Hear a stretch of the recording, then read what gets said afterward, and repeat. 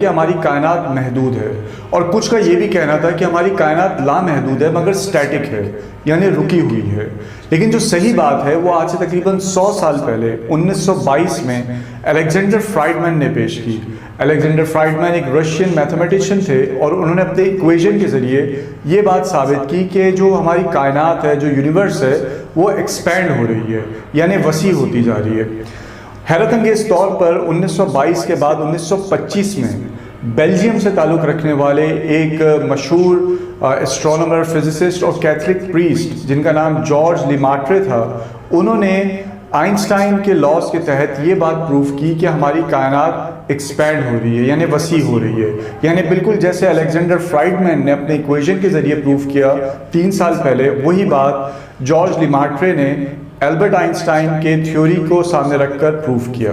ناظرین، بات یہاں ختم نہیں ہوتی، کیونکہ 1929 میں امریکہ سے تعلق رکھنے والے ایک اسٹرونومر ایڈون ہبل نے ٹیلیسکوپ کے ذریعے سے یہ ڈیٹا کلیکٹ کیا کہ جو گیلیکسیز ہیں وہ دور ہوتی جا رہی ہیں، ریسیڈ کر رہی ہیں ایک دوسرے سے،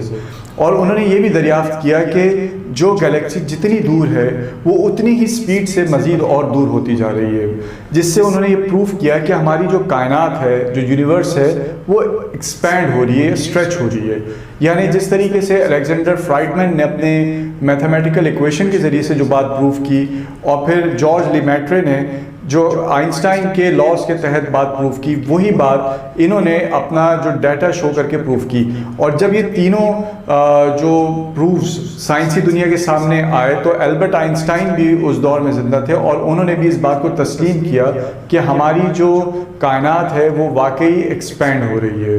اور ناظرین، اس ڈسکوری کے بعد بگ بینگ تھیوری بھی پیش کی گئی، اور ساتھ ساتھ یہ بھی کیلکولیٹ کیا جا سکا کہ ہماری کائنات کی عمر تقریباً 15 ارب سال ہے، یعنی 15 بلین ایئرز۔ اور اب یہ ایک سائنٹیفک فیکٹ ہے کہ ہماری جو کائنات ہے وہ ایکسپینڈ ہو رہی ہے۔ ناظرین، اب میں آپ کو لے چلتا ہوں عرب کے صحرا میں، اور وہ بھی آج سے 1450 سال قبل، جہاں نہ کوئی ٹیلیسکوپ تھی، نہ ہی کوئی میتھمیٹیکل کیلکولیشن تھی، اور نہ ہی کوئی ایسا فلسفہ تھا جس میں ذکر کیا گیا ہو کہ کائنات ایکسپینڈ ہو رہی ہے۔ لیکن اس وقت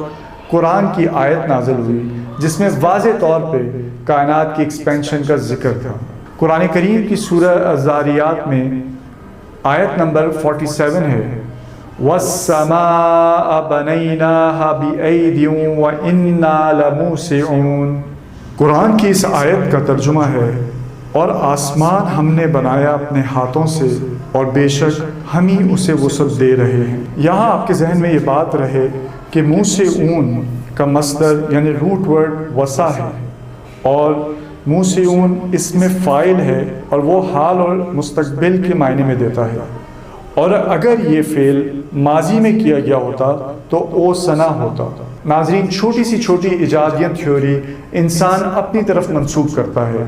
مگر حضرت محمد صلی اللہ علیہ وآلہ وسلم نے واضح کیا کہ قرآن اللہ رب العزت کی کتاب ہے۔ ہمارے دور کے مشہور سائنسدان اسٹیون ہاکنز نے اپنی کتاب بریف ہسٹری آف ٹائم میں یہ لکھا ہے کہ Discovery of expansion of universe is the biggest Discovery of this century.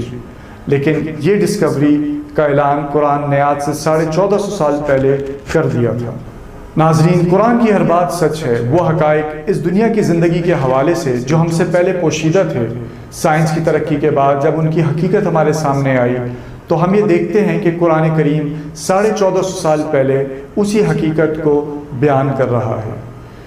بالکل اس زندگی کی طرح ہم نے ایک دوسرے جہاں میں بھی جانا ہے، ایک دوسری زندگی میں جانا ہے، ہم نے مرنا ہے۔ اس زندگی کے حوالے سے بھی قرآن کریم واضح طور پر بہت کھل کر حقائق بیان کرتا ہے۔ بہت ضروری ہے کہ ہم ان حقائق کو جانیں، کیونکہ اگر ان کو جانے بغیر ہم اس دنیا سے چلے گئے اور وہ حقائق ہمارے سامنے آئے تو ایسا نہ ہو کہ ہمیں ندامت کا سامنا کرنا پڑے۔ یہاں میں اپنے غیر مسلم بھائیوں سے اور مسلمان بھائیوں سے بھی اس بات کی اپیل کروں گا اور ریکویسٹ کروں گا کہ وہ اپنی زندگی میں ایک دفعہ ضرور قرآن کا ترجمہ اور تفسیر پڑھیں، تاکہ حقائق ان کے سامنے ہوں اور ان کو آخرت میں ندامت کا سامنا نہ کرنا پڑے۔ شکریہ بہت بہت۔